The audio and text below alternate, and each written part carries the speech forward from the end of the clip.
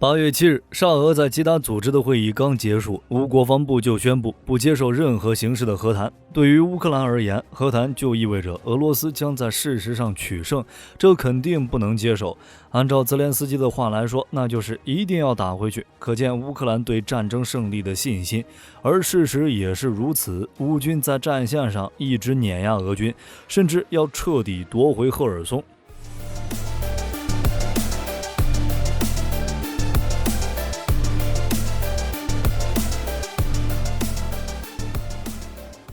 沙俄8月5日、6日召开的乌俄和谈会议，有超过40个国家和国际组织的代表通过在线或者到现场的方式开会，但是并没有邀请作为当事方的俄罗斯。具体谈了什么，俄罗斯不知道，火力军也不太清楚。但是从受邀对象来看，这很明显是另类的援乌会议。这次会议的参与方可以分为2个层面，一个是西方国家乌克兰的盟友，另一个是保持中立立场的发展中国家。乌克兰可以通过吉达会议争取更多的支持，虽然最终结果没有如愿以偿，但总归是一种尝试。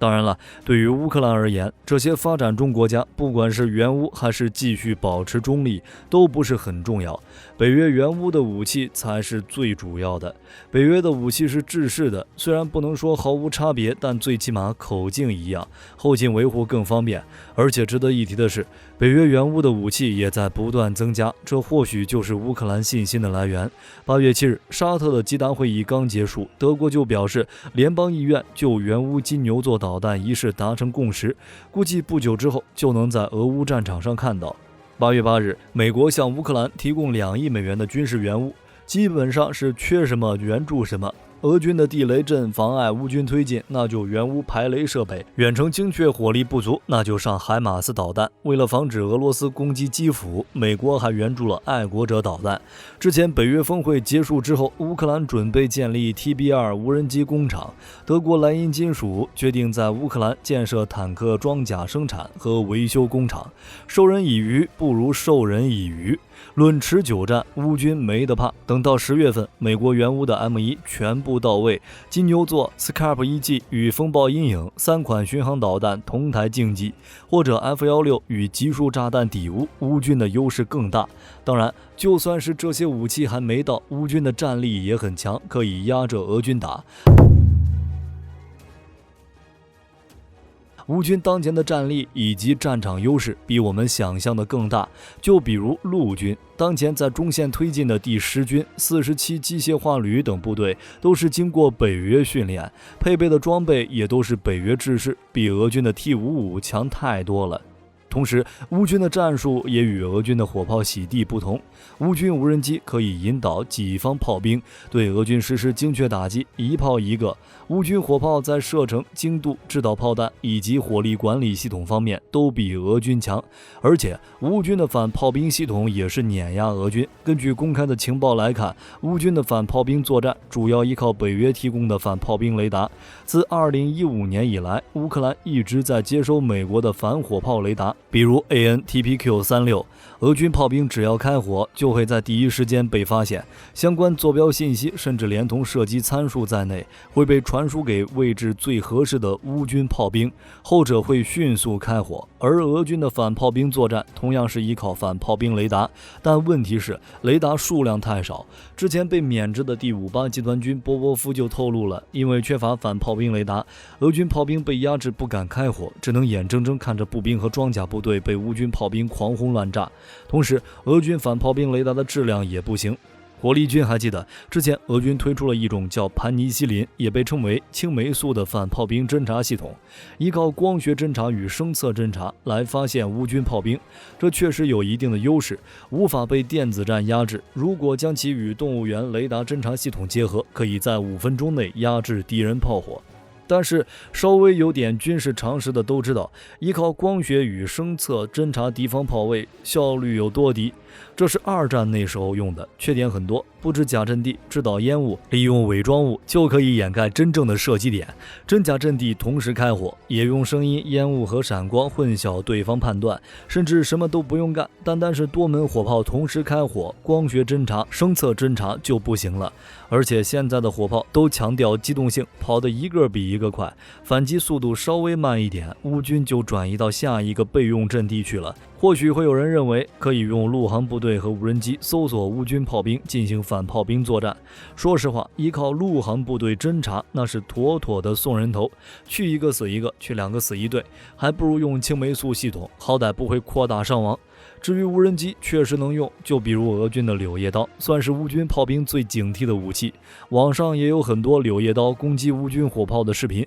但是这东西并不是无敌的。柳叶刀攻击目标时未必能击毁目标，事实证明一个钢丝网就能拦截，加上乌军布置的假目标，无人机的作用也就那样。说到这儿，火力军就要提一句了，最近在俄罗斯电报频道上流传了一个很有意思的消息。听说是一个俄军官突发奇想，让俄军士兵换上乌军制服，然后在罗伯坦方向展开一次奇袭，结果忘记通知友邻部队，于是俄军无人机发现了这支部队，随即呼叫炮兵给队友来了一轮火力轰炸，至少造成32人身亡。更有意思的是，俄军炮兵开火时暴露了自己的位置，被乌军发现，然后就没有然后了。而炮兵阵地至少19名士兵阵亡。除此之外，乌军的远程打击能力也是俄军望尘莫及的。前段时间，乌军凭借海马斯与无人机的组合，以0伤亡团灭俄军新兵连。而且北约的情报加上整合之后的炮兵作战系统，乌军的装甲单位可以实现情报共享，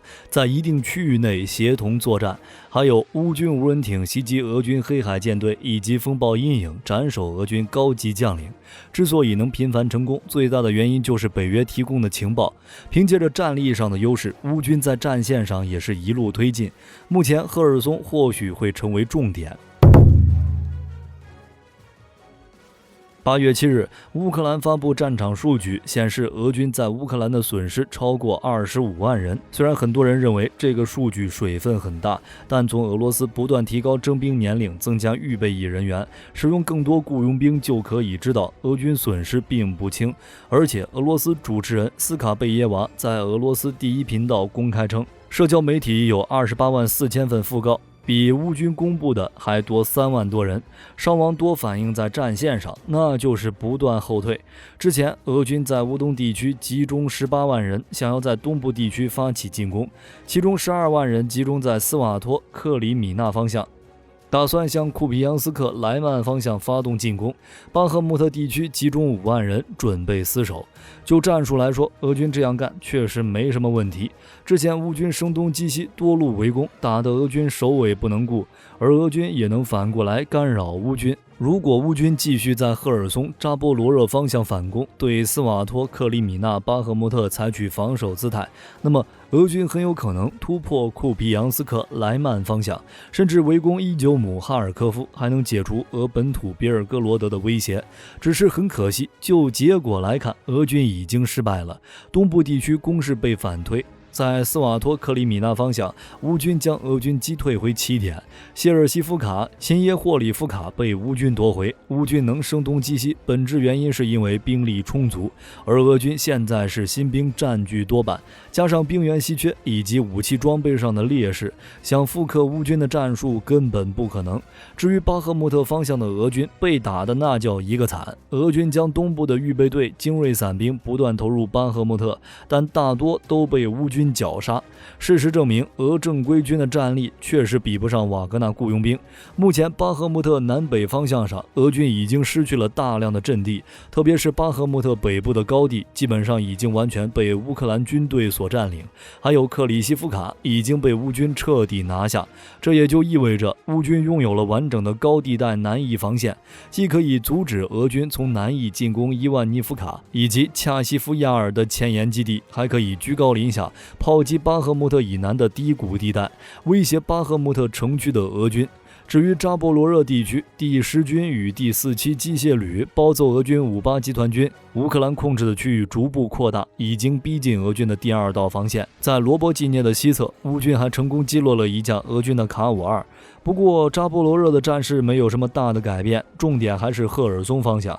连续打击克里米亚后勤补给线之后，乌军在没有使用重型装备的情况下，向赫尔松大举推进。8月8日，乌军成功在第聂伯河左岸前进800米，突破俄军在这一地区以动员兵为主的第1道防线。奥列斯基桥附近，乌军桥头堡也在不断扩大，而且向纵深延伸。乌军的特种部队也在这一区域活动，而俄军也不会树以待毙，使用伊斯坎德尔、滑翔炸弹、地面部队袭击等方式阻拦乌军，结果搞了个寂寞。只能说俄军将精锐的第7师调往扎波罗热，用守备部队和预备部队守卫赫尔松的时候，就要想到这个结果。就目前来看，乌军一直增加过河人数，无论是发动大规模攻势还是袭扰，赫尔松方向都会有更大的突破，我们可以拭目以待。至于克里米亚，乌军的袭击就没断过。8月7日的时候，刻池大桥又因为不可抗力关闭了，情况就跟火力军说的那样，